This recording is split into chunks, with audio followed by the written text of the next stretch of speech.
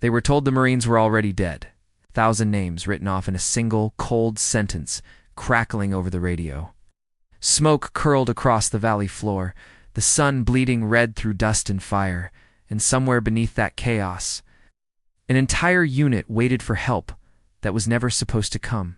Two sisters heard the order to stand down and felt something inside them break, because leaving them wasn't just strategy, it was a death sentence. Before I tell you what happened next, tell me in the comments where you're rewatching from.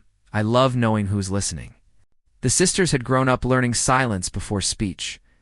Older sister Mara had always been the shield-steady, disciplined, trusted. Younger sister Elia was the fire instinctive, sharpened, unwilling to look away. They stood shoulder to shoulder inside the forward artillery nest, watching the valley through scorched optics as distant gunfire rolled like thunder that never ended. Below them, the Marines were pinned, 1,000 figures scattered among burned-out vehicles and torn earth. Their movements desperate but organized, holding a line that should have collapsed an hour ago. Every few seconds, another explosion kicked dirt into the air. Every few seconds, someone didn't get back up. Command's voice returned. Calm, detached, final. Do not engage. Air support is rerouted. Repeat, do not engage. Mara closed her eyes. She knew the rule. Orders weren't suggestions. Defiance didn't make heroes, it made casualties. She thought of the tribunal rooms she'd seen before, thought of the word court-martial spoken like a quiet execution. Elia didn't think of any of that. She stared at the Marines below, at a line collapsing inch by inch, and felt her hands shake. Not with fear. With rage. They're still fighting, she whispered. They're not dead. Mara didn't answer. The wind shifted, carrying the sound of shouting human voices, cutting through the mechanical roar of war. A flare shot upward from the valley, burned bright for half a second, then vanished. A plea, a last attempt to be seen. Ilia turned to her sister. If we wait, they die. Mara swallowed. Shh. She thought of their father, who had taught them that loyalty without conscience was just obedience in uniform. She thought of every soldier she had ever commanded, and every night she'd asked herself whether she'd done enough. She opened her eyes. Load the cannons, she said. Ilia froze. You mean I know exactly what I mean? Alarms didn't sound. No dramatic announcement came.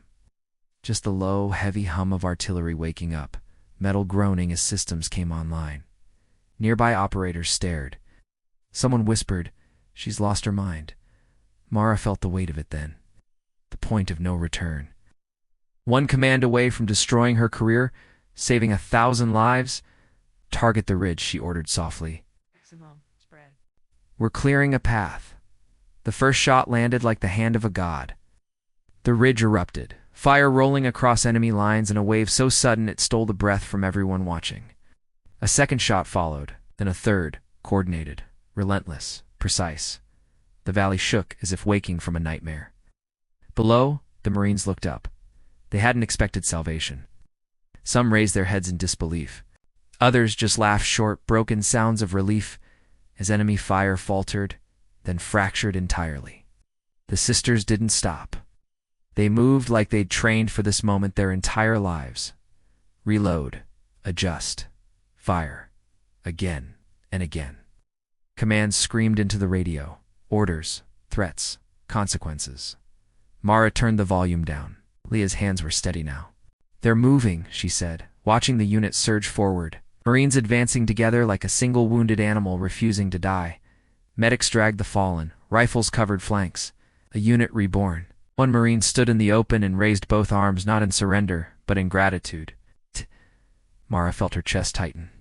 Minutes later, the valley was quiet. Smoke drifted upward in long, tired columns. The Marines were alive. All of them who could be. Silence followed, heavy, waiting. When command finally arrived, they expected 2 criminals. What they found instead was 1,000 Marines standing at attention, battered and exhausted, refusing to leave until the sisters were seen. No speeches were made.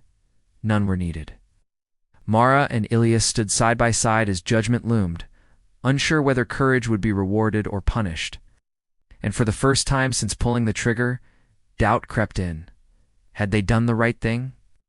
A single officer broke formation and saluted them, then another, then all of them. In that moment, the answer arrived not from command, but from the lives still breathing because someone chose humanity over orders. Because courage doesn't vanish, it waits, and it finds its way back. Long after the smoke cleared, the valley remembered the sound of defiance, disguised as hope. Two sisters who refused to believe that anyone was beyond saving. Two sisters who prove that sometimes. The bravest act isn't following orders, but standing up when silence would be easier. If this story moved you, share your thoughts in the comments and subscribe for more stories where courage, conscience, and humanity collide. Here on Whispered Words, we believe the quietest decisions often echo the loudest.